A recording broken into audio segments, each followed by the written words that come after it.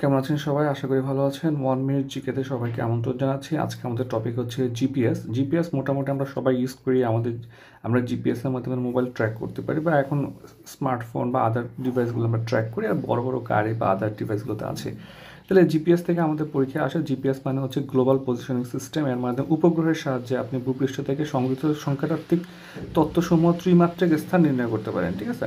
তাহলে এখানে হচ্ছে আপনার হচ্ছে মেঘমুক্ত পরিষ্কার আকাশ হলে যন্ত্রটি সঠিকভাবে কাজ করতে পারে, তবে কোনো ক্ষেত্রে উঁচু খাড়া পাহাড় ভবন থাকলে হচ্ছে সেই স্থানে অবস্থান নির্ণয়ে অসুবিধা হতে পারে, সময় বেশি লাগে।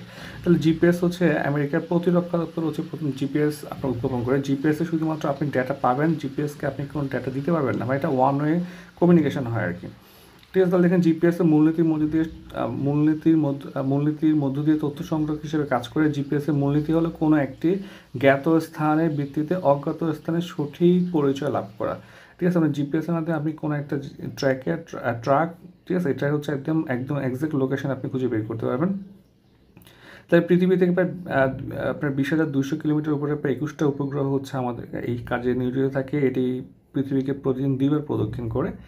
4টি উপগ্রহ মানে জিপিএসের মাধ্যমে কোনো স্থান থেকে 4টি উপগ্রহ তথ্য আমরা সংগ্রহ করে, সো একদম এক্সাক্ট লোকেশনটা হচ্ছে আমরা পাই।